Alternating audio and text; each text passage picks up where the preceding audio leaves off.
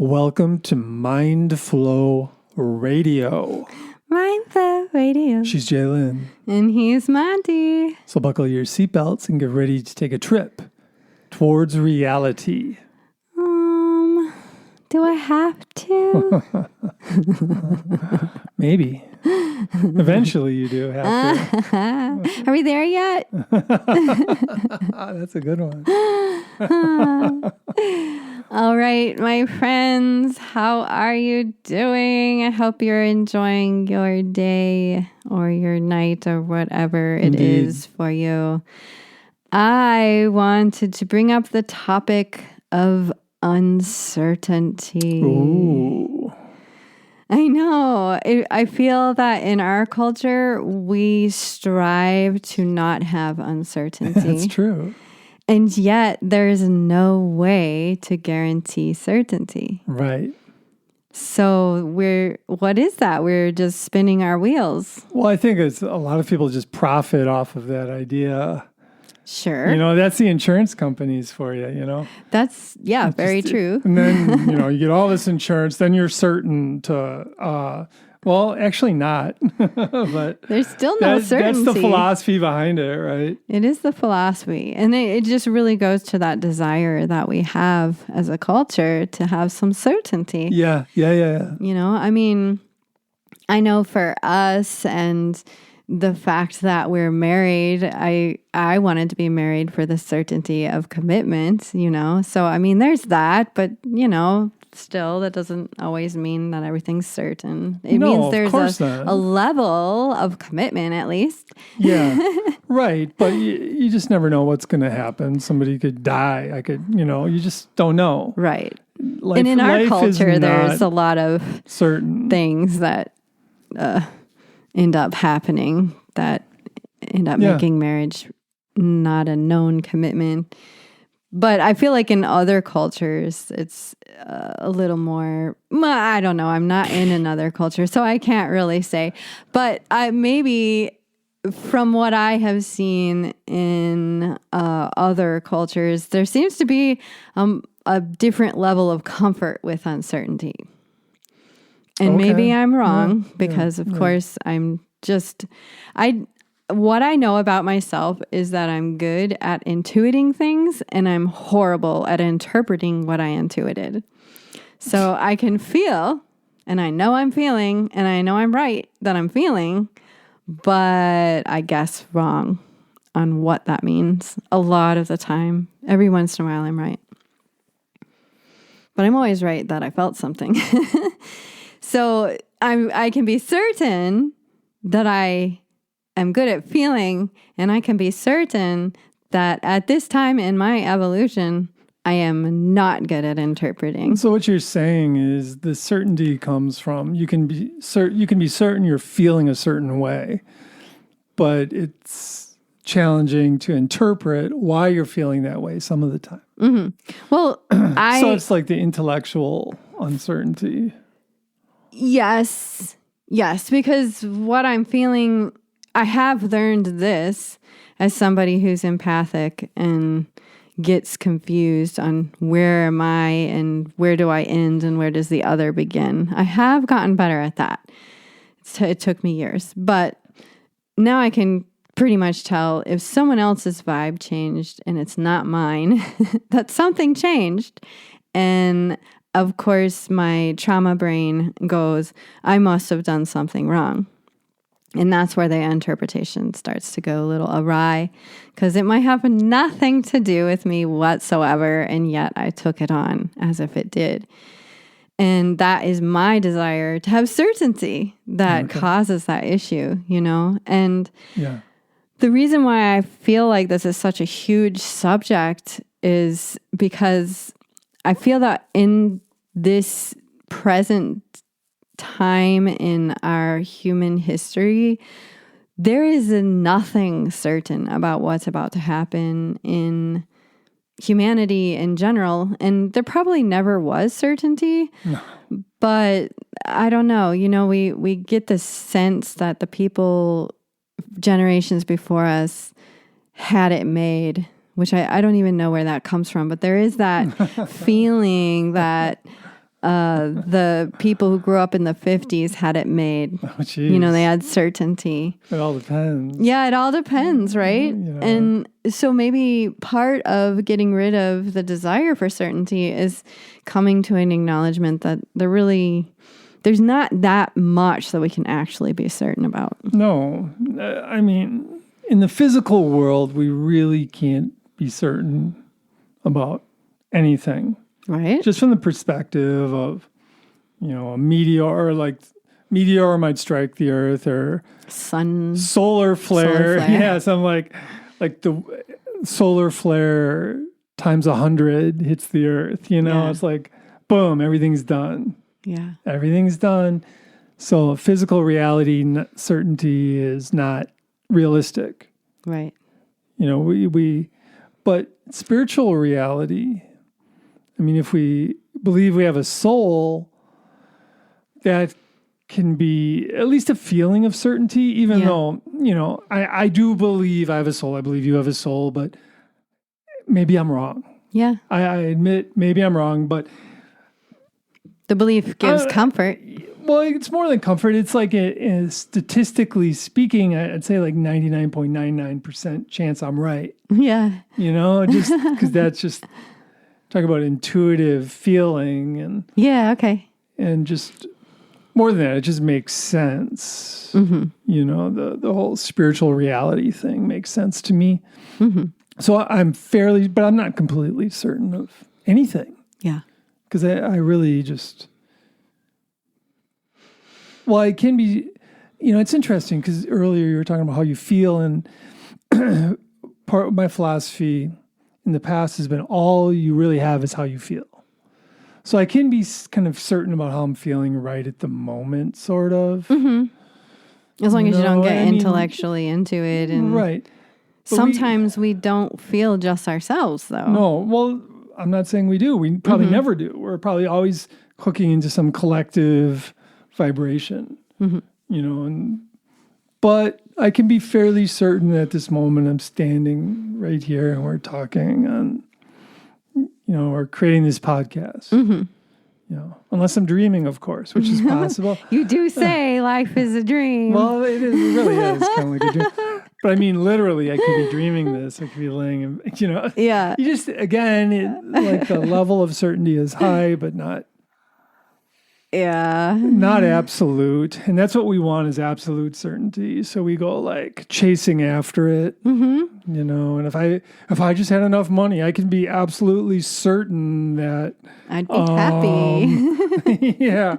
And then when we die, they try and sell us these grave, that you can add on and have perpetual, there's some like perpetual wall they can put around your casket, they call it. And I'm like, in my mind, I'm like, it's not perpetual because, the earth is going to get, the sun's going to expand and, destroy the earth someday. Nothing is perpetual, even if I spend an extra $5,000 for this thing around my casket, but that's what they try and sell you. Yeah. It's like really pretty sad and disturbing, but not surprising in this culture because everything is like kind of for sale, right? Exactly. It's sort of like but we can get beyond that eventually. I want to say we don't have to be stuck in this.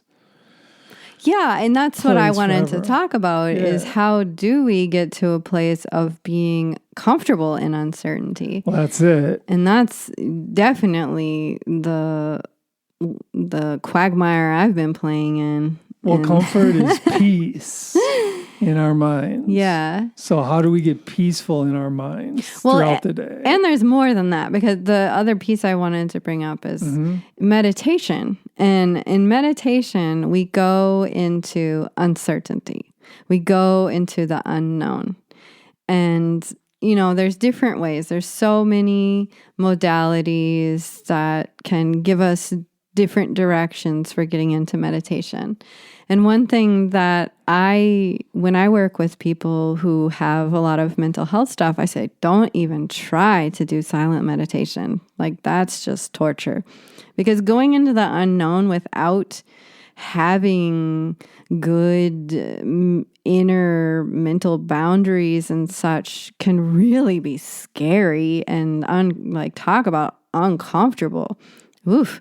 And in White Tiger Qigong, we do a meditation called the primordial breath, and there's 6 energetic focus stages that come before the last stage, which is going into the unknown. And for me, I kind of just skip that last step because I'm just not comfortable with the unknown. And I find it's totally funny because I'll get to that place and I'll find something to forget that that's what I was doing. Yeah. And No, it really goes to that place of how silent meditation can be a very uncomfortable, unknown place to be. I can get to that place of discomfort too sometimes when I just ponder infinity, and then it's like, wait a minute, and just like the idea of like any space, like a yard, you can cut that in half, and you can keep cutting that in half for an infinite amount of times, mathematically. So there's this infinite space that just keeps shrinking and shrinking and shrinking and shrinking and shrinking and shrinking. It's like, whoa, it can like make me feel uncomfortable sometimes. Then I imagine the space that expands for an infinite length of, space and just all that. I've definitely gone there. Yeah, it can be unsettling. Unless it happens organically. And then it can be like a wild ride. I've definitely, I've had the experience where I'm meditating and I've gotten bigger than the universe and like expanded beyond this earth and just got really big, like the biggest giant you could possibly imagine. And it was the most interesting. Like that was probably 7 years ago. And I can remember it like it was yesterday because it touched me so deeply, this expansive, like talk about infinite, like I felt infinite. And then when I came back to the earth, I was like, whoa. And it was great. Like I said, it was very memorable. But when I'm trying to go into the unknown, that's very uncomfortable. Yeah. Well, I don't know. It just makes me think of like our deepest sleep at night, where we actually do get to the place of our brains kind of just like the thinking brain just turns off. Boom. And that's the delta state as far as the brainwave goes. And then I believe at that point, our minds just really merge with the universal mind. And that's when like kids grow, they actually grow. That's when they grow, is when they're in this delta stage sleep. So it's like we're really recharging through connecting with the universe or the infinite intelligence. And if we can sleep fairly well, we do that every night. So it's really interesting to think that we actually go to this like super transcendental place basically every night if we can sleep. And I think those moments are moments that none of us, we really don't talk about it because we can't remember it, right? But it's like that place where you wake up and it's been like 3 hours, 4 hours have passed. And you can't really. I love that. It's just like, whoa, God. how'd that happen? Yeah. With beyond dreaming. It's like typically it's like we dream and then we go into that deeper state. I mean, they've done studies on that. And that is the goal of meditation too, to get to that delta state. Well, that's a super deep meditation. Yeah. But we do get there sometimes through dreaming. Through sleeping. Agreed. Which is quite interesting. Yeah. Actually. Yeah, which, the quality of our sleep is an indication of health for a reason. Right. Well, and if we don't get to that place like if we have like massive sleep deprivation, Yeah, you can go crazy. well, you do go crazy. It's not if. It's like you do. Yeah. You go psychotic. And it's no fun. the mind just, is out of control because the mind needs that to be plugged into the universal mind. Yeah. Occasionally. Yeah.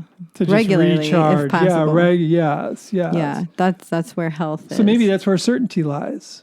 Oh. Maybe that's where certainty lies, in that place that we can't even really talk about because we can't remember it. Oh, but it that's so interesting because that's what I was wanting to bring it to that place of that spot in meditation and how to get comfortable there. But what you're saying is that that's where we go when we're sleeping. Yeah. And that's a great point because we actually need that for health.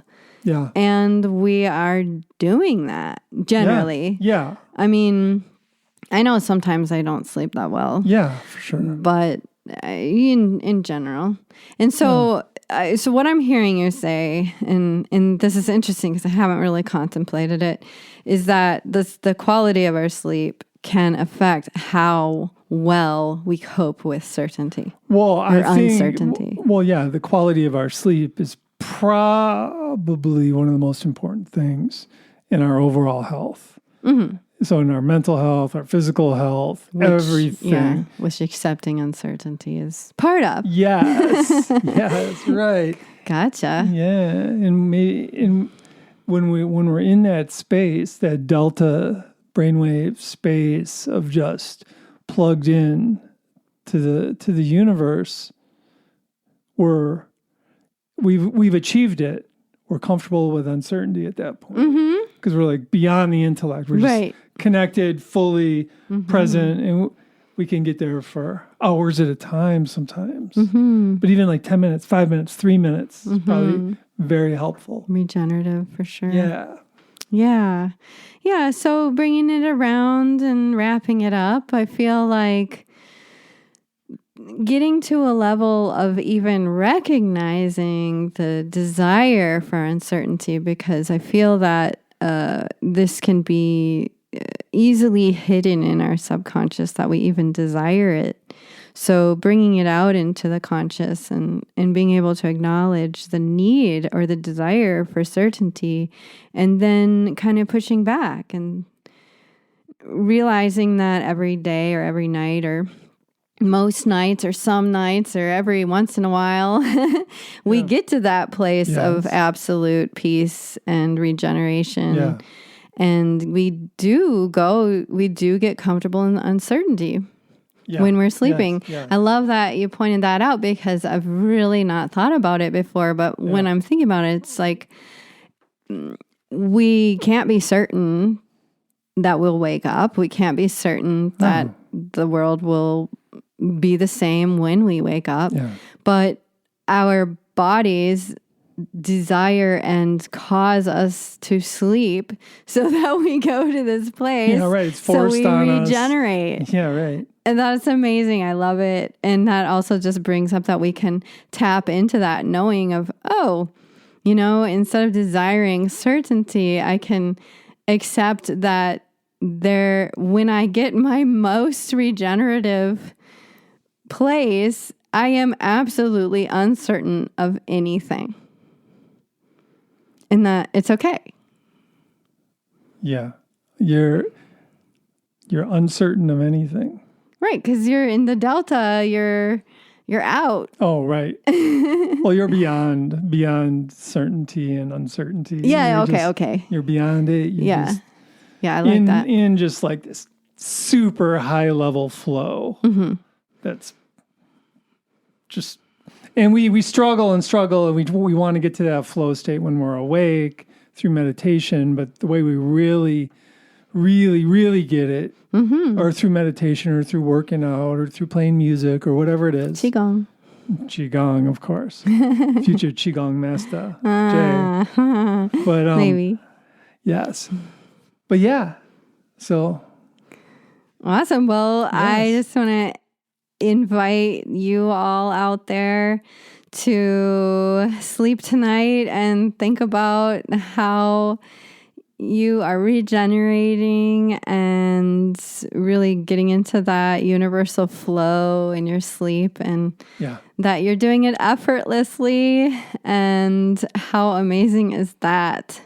Yeah, right. And maybe you'll even get there in a meditation and or even in your conscious time, just feeling like, oh, certainty is not what it's cracked up to be. So I think I'll just be comfortable in the unknown.